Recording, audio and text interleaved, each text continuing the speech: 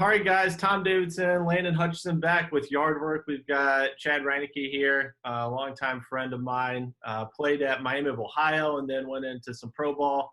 Chad, thanks for letting us steal a little bit of your morning. And can you kind of cover maybe your progression as a baseball player, where you started, maybe a little bit on Miami, and then where you played in the big leagues? Yeah, yeah. Well, thanks for having me, guys. It's not every day I get to talk baseball again. I've kind of switched lives, it feels like. So anytime I can do that is a good day. So yeah, so I grew up in Northwest Ohio, real small town. Basically, just played baseball from time I was in first grade, probably kindergarten, first grade, all the way through high school. After high school, didn't have any scholarship offers or anything, but still wanted to play. And Miami was the school that, that's where I wanted to go to get my degree. And so I walked on at Miami and played there for 4 years. Just kind of, for the first few years, it seemed like I was just doing whatever I could to stay on the team. And then, my senior year kind of turned things on a little bit, a couple mechanical adjustments, and I ended up getting drafted in the 13th round by the Houston Astros. So it's actually kind of surprising, to be honest. I was being told leading up to the draft I might be a free agent signee or a very late round guy. And so the Astros took a shot on me. And from there, it was the marvelous journey of small town USA minor league baseball. So started out in short season, Tri-City Valley Cats. And from every year forward, just kept climbing the ladder, moved up a level every year. And, like I said, got to travel the country, ended up making it to AAA with the Astros, got put on their 40-man roster. And kind of a funny story, I got one day in the big leagues with the Astros. What a marvelous day in Pittsburgh. About four or 5 hours of rain delays, never got to pitch, and then 6:30 the next morning I was back on a plane to AAA. So a couple weeks later, they ended up trading me to the Padres, and so started off in AAA with the Padres, and then I ended up making my big league debut with the Padres in August, and finished the season with them. So from the Padres, got traded the following spring training to the A's. Got to pitch in one big league game for the A's, spent most of the year in AAA. And then in off season of 2010, I guess it was 2009 for the 2010 season, I signed with the Reds. And from there, I finished my career with them. I spent 4.5 seasons with the Reds, a little bit of time in the big leagues with them, but I'm probably what most people would call a 4A player, where spent most of my career in AAA. Got some cups of coffee in the big leagues, but was never quite able to kind of crack the code to stay up there long term. But got to live out my dream for 11 seasons. Got to travel the country. Got to play with a lot of really cool guys, some great managers and coaches. So that's kind of been my journey, or was my journey in baseball. So from that high school to Miami stage, what was it in high school that was maybe holding you back to getting, a scholarship piece and getting to that level? Yeah. So it was a mix of a few things. So when I say I was raised in small town USA, it's the epitome of small town. So tucked in the corner of cornfields and soybean fields, my graduating class, I had 60 guys, and I didn't play travel ball coming up. I don't think I traveled to play baseball until probably 6th grade. And that was just the counties surrounding ours. So we never went around the country and showcased or anything like that. So I didn't have a lot of exposure. And actually it was random chance that after my senior season, I was continuing to play American Legion baseball, and we had a really good American Legion program, and we were in the state tournament, and Miami's assistant coach, Dan Simons, happened to see me that one day. And that's what I tell a lot of kids. He only saw me one day, and he knew I wanted to go to Miami, and it was enough for him to say, hey, we'll give you a preferred walk-on spot. So, there was a little bit of lack of exposure being in a small town. But another thing was I was a late bloomer. I really didn't hit I would say my physical peak until my sophomore year of college. So, timing wasn't on my side as far as I think the hardest I threw as a senior maybe was like 87, 88, which back then it was like, man, that guy throws gas. Now you've got guys in 8th grade throwing that, like you're not bringing mid-90s. You're not bringing mid-90s. You're not on anybody's radar. But I was tall. I think they saw a lot of projection, and I think they saw somebody that, hadn't quite hit their physical stride. So it was willing, they had nothing to lose by giving me a walk-on spot and just kind of letting me, see what happened. And then in that walk-on position, that's not something that we've really covered. We've covered kind of that depth of NCAA baseball as, you got D1 guys, D2 on down to maybe the JC level, and how talented each of those levels are. Yeah. From the walk-on standpoint, you said you had the mechanical changes. What led to that? Is that a coaching situation, or how did you kind of manage the whole walk-on atmosphere? Well, it's funny because in high school, I was a thrower. So again, being a big guy, the competition level that I faced probably wasn't up to what some of your players probably see. But I was pretty dominant as far as velocity and strikeouts, but I had no idea where the ball was going. It was just grip it and rip it. And then when I got to college, when I was walking on, basically that first month and a half on campus is a tryout for walk-ons. So I just did what I did normally, is throw it hard, try to get people out. So they saw enough there to keep me on the team. But then as the years developed, they started to try to make me more into a pitcher, which I needed. But in that development, I kind of changed what had made me successful as far as arm angle and mentality and all that stuff. And I was, focused so much on throwing strikes. So for those first 2 years, I did get much better at throwing strikes and developing my off-speed pitches. But, what had kind of made me successful was, not really progressing like everything else. So I think the first time I hit, 90 was probably my junior year of college. So I still wasn't throwing hard, but I was able to pitch. And then I'll never forget, it was my senior year, and, I was kind of I wasn't really a go-to guy. I was kind of a midweek, I could start, they'd throw me some starts, and then I was a reliever that was dependable. Right. And I just remember being about halfway through my senior season and just thinking to myself, when we long toss, I throw the ball farther than anybody else on the team. And I'm just like, I have nothing to lose. I'm just going to go back to letting it rip. So I remember thinking, how do I long toss? And so I really started to pay attention of how I threw the ball when I long tossed. And it wasn't how I threw the ball when I pitched. My arm angle when I pitched was, more low 3/4. And when I long toss, I had a really high over the top arm angle. So I jumped in the bullpen one day and I said, I'm going to throw this ball how I long toss. And it was almost like that scene in Rookie of the Year where I threw the ball and I was like, first off, that felt awesome. Second off, the catcher, who's now Miami's head coach, Danny Hayden, I don't even know if he caught it. It might have gone over his head, but he just looked at me like, where did that come from?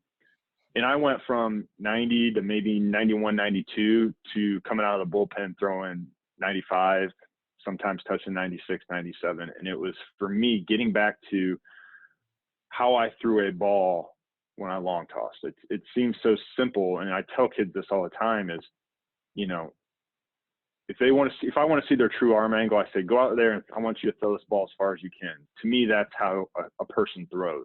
But so often when we try to mold pitchers or young throwers into pitchers, we try to make them into something that they're not, based on what they see on TV and things like that.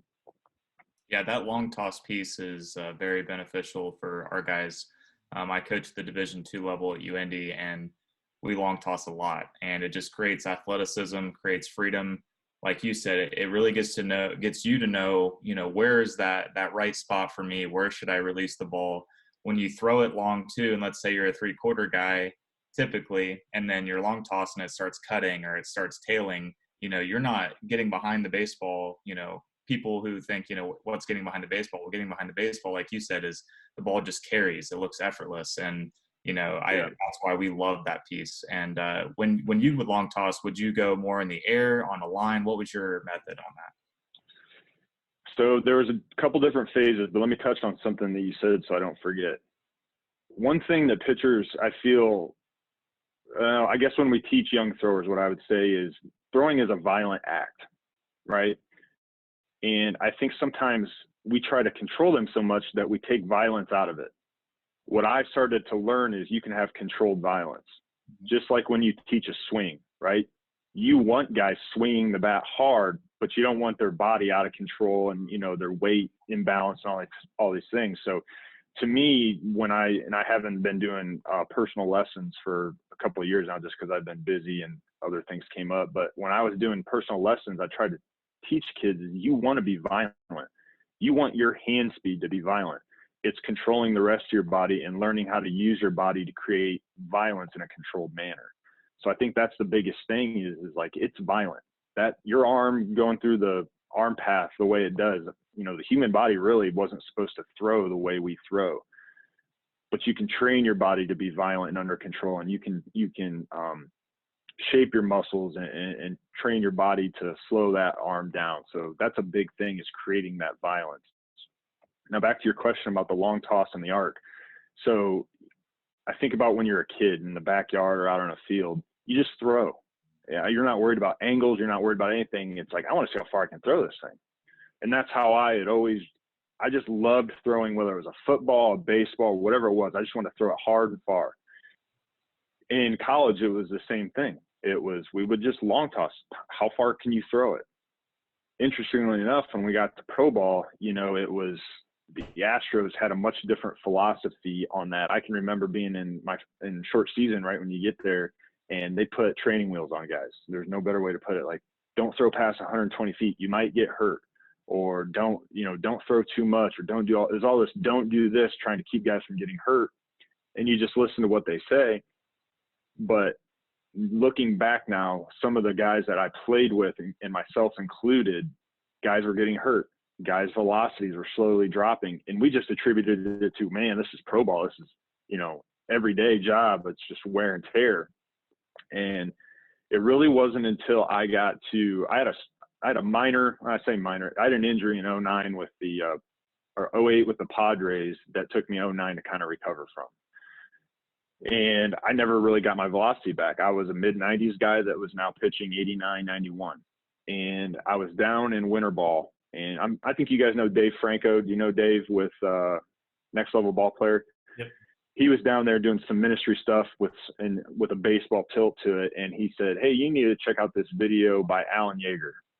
Dave loved to throw batting practice to kids, and his arm was killing him. So he started doing Alan Yeager's training video.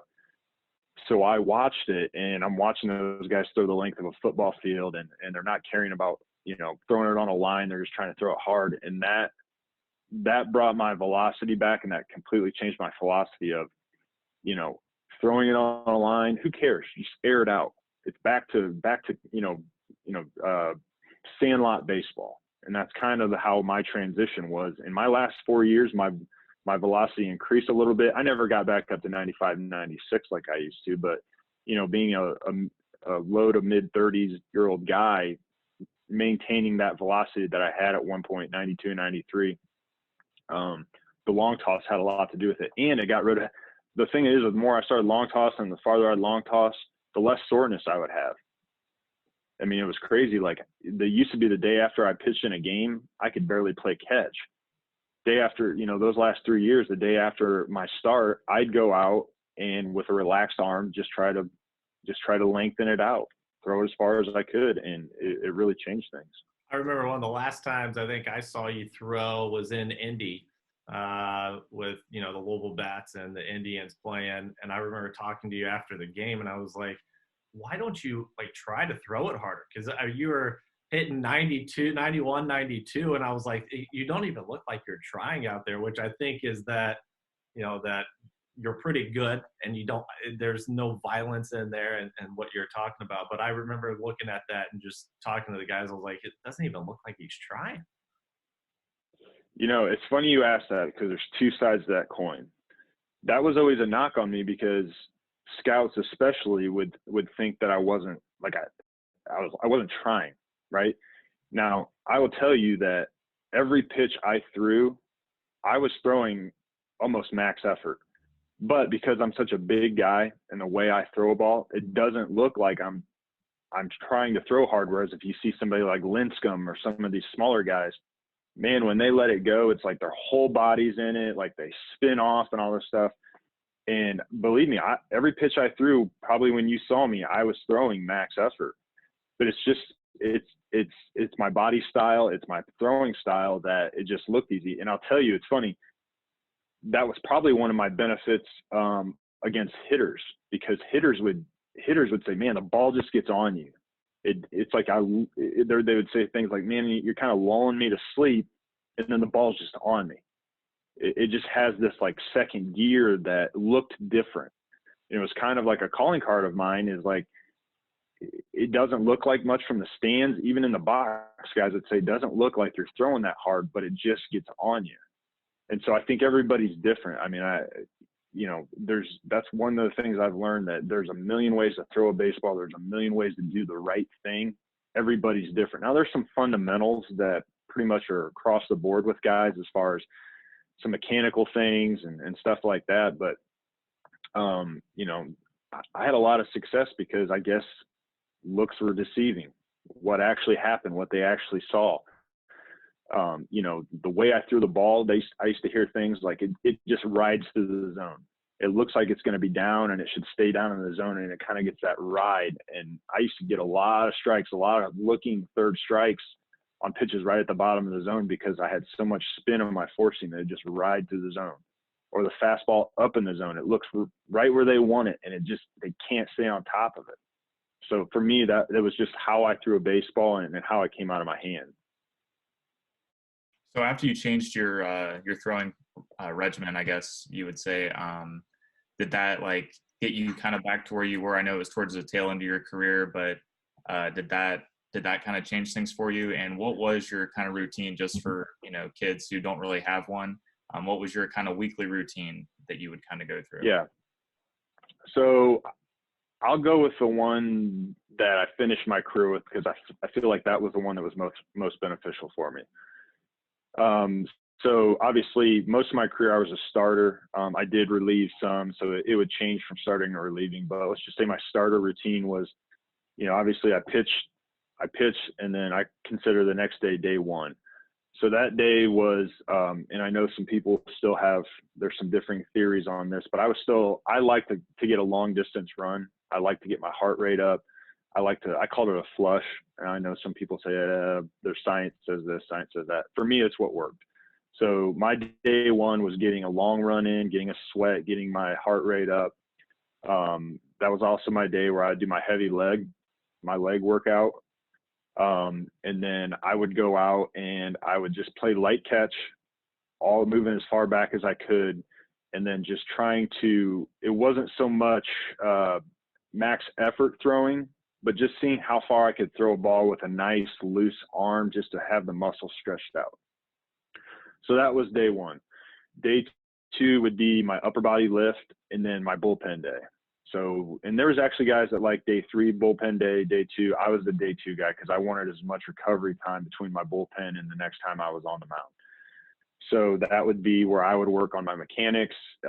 If there was a pitch that I was struggling with, I would try to focus on that. And my bullpen day wasn't a velocity day. It was just trying to hit my spots, work on grips, work on my mechanics. And then it would be like a sprint day. That would be my high, sprint day. Day three would just be, I usually didn't do any lifting that day. Every day was shoulder day. That's what I will tell other guys too, is your shoulder exercises, your back exercises, all those things. Those for me were every day, at some sort of exercise every day doing my shoulders. But day three was maybe, 120 feet, maybe a little bit farther, depending on how I was feeling, just playing catch. And then day four for me was just light catch. I wasn't looking to stretch it out. I just wanted to keep my arm loose and just play light catch, and then be ready to go the next day for my start.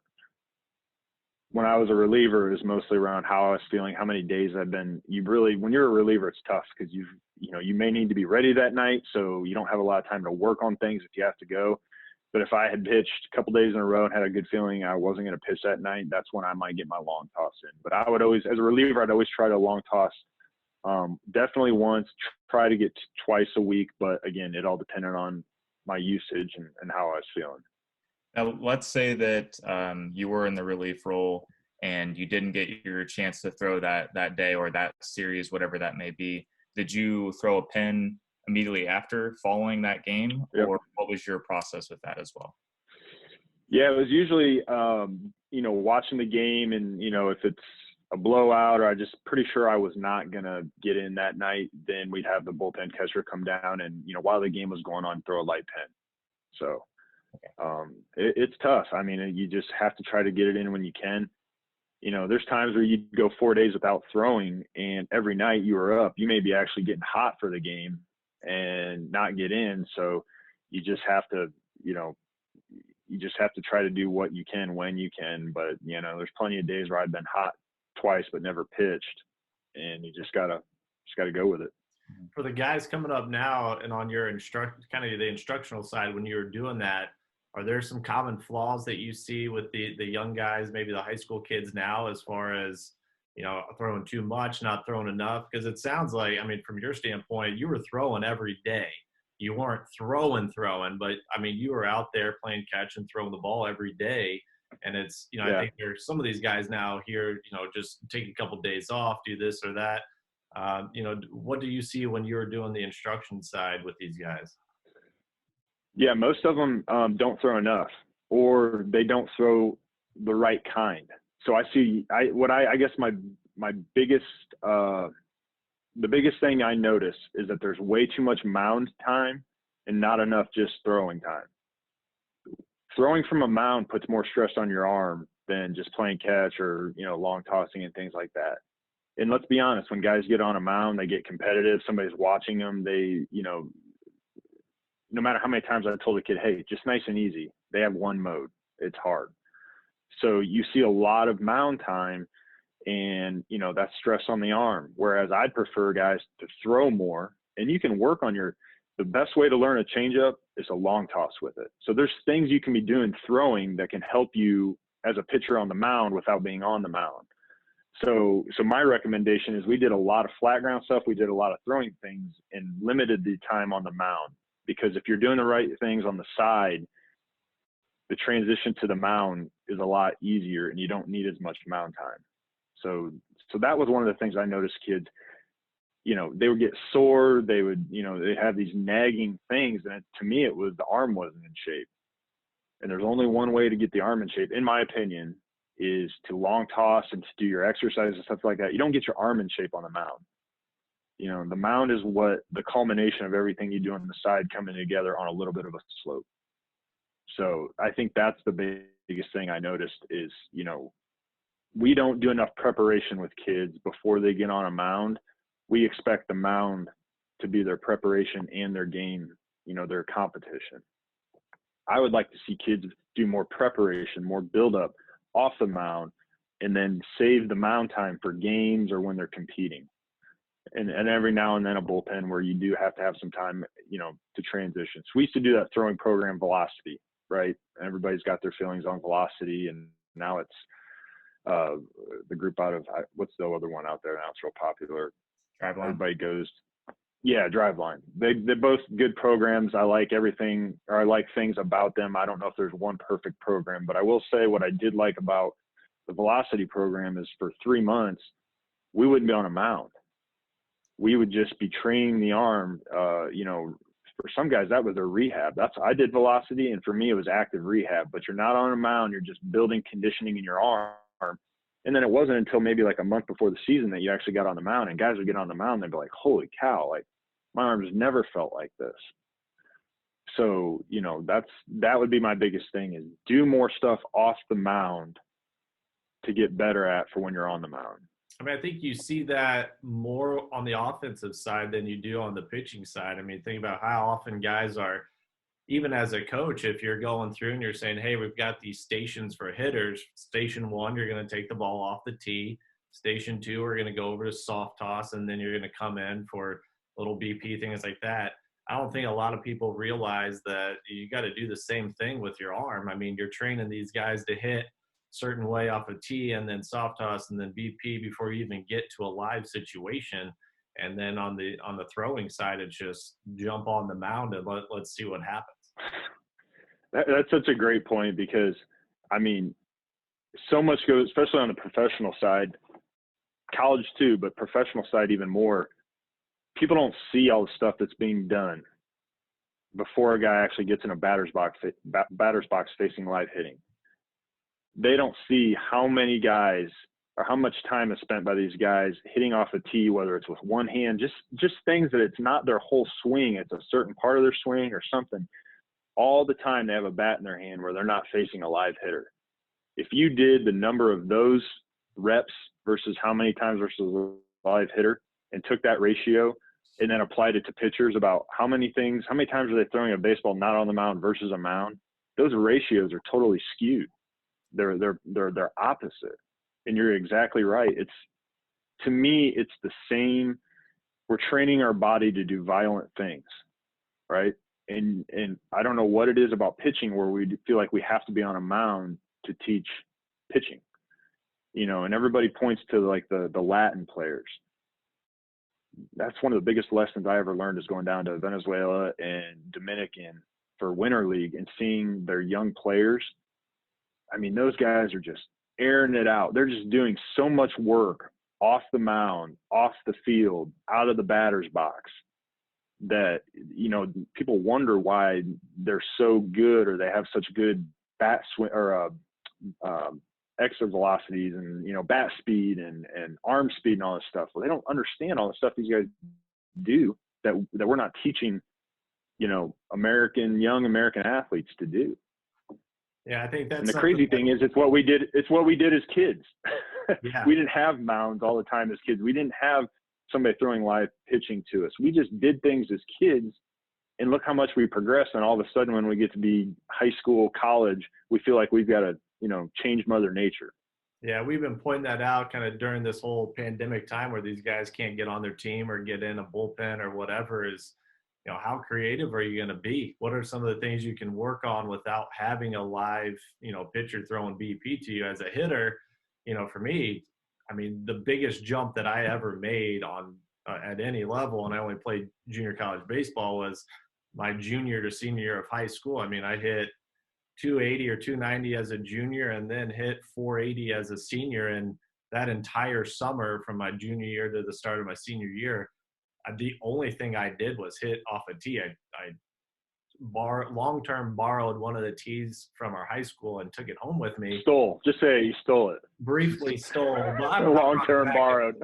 I brought it back at some point, but it was a long time borrow. And I would hit balls into, at my house, I had my grandma gave me a blanket, and we had a string. I strung it up from tree to tree, and I would hit balls into a blanket. And, trying to see what these guys are going to do from canceled high school seasons to maybe we'll be able to play this summer. But, what can you do? The tee I had before that was literally, basically sticks. I would tie a baseball on with a rope, and I'd hit that until the thing flew off, and I'd have to go find it in the neighbor's yard. But, those are the things. But I think the big piece of that is you don't have to be on the mound the entire time. You have to do so much stuff to lead up to that. And there are, dozen things you can do to, generate your progression as opposed to just getting on the mound and throwing live. You're 100% correct. And people used to come in and kind of laugh at me. So, those last 4 years when I was with the Reds, we just stayed in Louisville. We lived there. So I found a baseball facility, and I used to love to go in there when there was hardly anybody there. I didn't have a catcher. I didn't have a mound. I had a bucket of baseballs, and I had a net. Two things that right now most people, either have already or could pretty quickly and easily get. And I used to just love throwing into a net, and that would include my long toss program. That would include a flat ground, but all you need is balls and something to stop it. And then from there, it's really focusing on what you're trying to do. So when I would long toss with my bucket of balls, the net may only be 10 feet in front of me, but I would do my crow hop and I would throw it. You can feel whether it's right. You can feel the trajectory of the baseball. You can feel all these things. And then especially when I was trying to work on a off-speed pitch or something like that, being able to just be with yourself really look at what the ball's doing, how things felt. That's where you get that muscle memory. That's where you get that familiarity with how it's coming out of your hand and everything. I was doing that when I had access to catchers, when I had access to all these things, but I didn't want it. The time that you spend working where you have no distractions, you think about if you have a throwing partner. How many times are you worried about, man, I'm going to work on my slider, but I don't want to hit him in the shin, or I don't want to make him chase balls and all this stuff. So you're not really doing things that you'd like to do because you're afraid of what the other guy on the other end, or, if you're a hitter, like, man, how many balls can this guy throw me before he's gassed?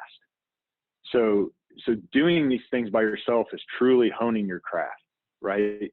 But it's paying attention to the things that you're trying to work on. Don't just pick up balls and throw them mindlessly. Every time you throw a baseball, you're teaching your body something. And that's another thing that I harp on kids. They don't understand how important their warm-up routine is. You probably throw more balls warming up than you actually do in a competitive situation. So if the majority of your throws are during warm-ups, well, what are your mechanics? What are you doing? Because that's what your body is being taught. So it's when you play catch, it's looking at a target and trying to hit it with every throw. I'm not saying you can't talk, you can't do that, but when it's your time to throw, pay attention to what it feels like, what you're trying to do. Because again, everything is repetition and muscle memory, but we do a lot of pitchers, especially do a lot of their activity mindlessly, and they're creating bad habits instead of using that time to create good habits and really focusing on it.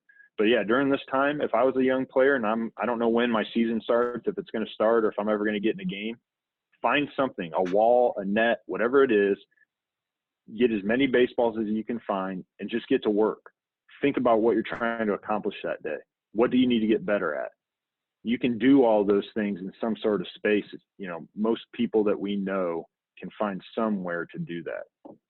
Chad, I want to go off that with what you just said. So our university uses it's a sensor called Modus. It's like you put a sleeve on and it tracks every forward arm motion that you make. And there was one of our players 2 years ago. It was the first year we had him. His velocity was great. He had no issues. Arm was unbelievable. And we would look after one of his outings from the time he started warming up. And it's any forward arm motion. So if you have bands on, if you have anything, it was 500 total throws that he made in one day. And you wouldn't think that, right? Because, everything's about pitch count in the game, all that stuff. And when you put everything into it, if you do that for an entire week, every single day, that guy's going to break down, which he didn't. He lasted, the whole year for us and was a horse for us. But it kind of put things into perspective too. Like, hey, you're probably throwing too much. We need to limit that a little bit in between your starts so that way you can last the entire year. Like, you might be good day one, but if you keep throwing 500 throws every outing, it might be an issue. And when we had that red flag, it helped him out tremendously, and he ended up, keeping his velocity where it was and everything. But I had one question for you, because we kind of talked about velocity a lot. What about your off speed? You said you a lot of, flat ground stuff. You didn't want to worry about hitting a guy in the shins, which we've all been there. Everyone, even outfielders or position players that like throwing knuckleballs. I was the shin because I couldn't figure out where the ball's going. But what were the little things that you would do to kind of hone in your off speed, just to make sure that was dialed in on your off days? Yeah. So again, I wish as a player I knew the things that I learned once I stopped playing teaching kids. Mm-hmm. Teaching kids taught me more about pitching than I felt like I ever got as a player. So one of the answers to your question is, when I was playing, I had no idea. You just throw it. But here's what I am passionate about. And again, pitching especially is so much mental and what you're focusing on, what you're concentrating on. And it may be that for hitters, but I stopped being a decent hitter back in 1999, so I'll leave that to the experts. But from a pitching perspective, here's what I would tell young players. Focus on spinning the baseball, right?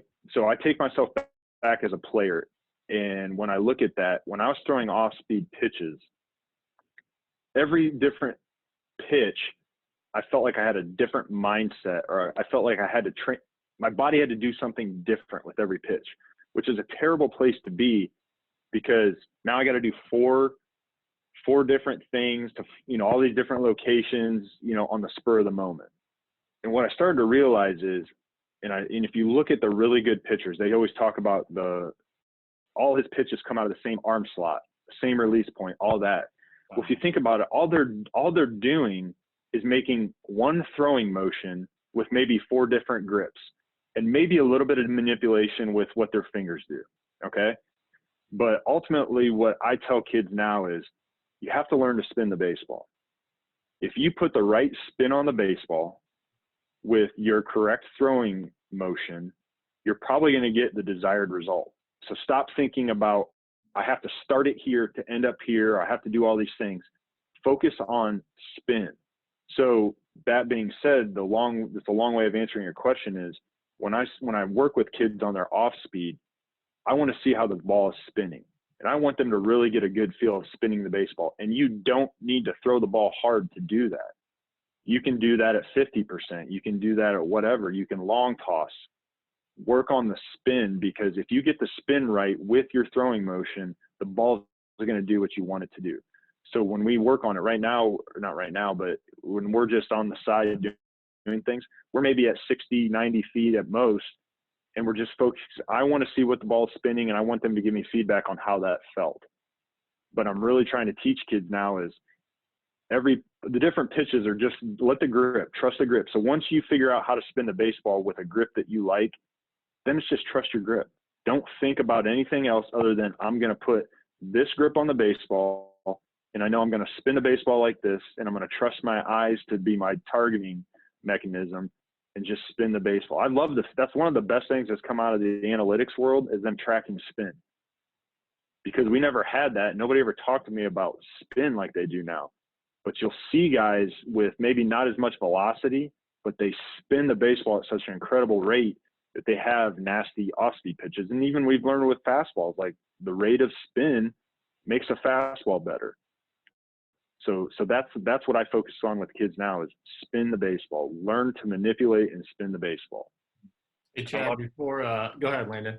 I loved how you talked about the distance and stuff. So what we would do is we would do what we call spin pins, and it would be like a progression. So a lot of guys, when they warm up, they start short, go back.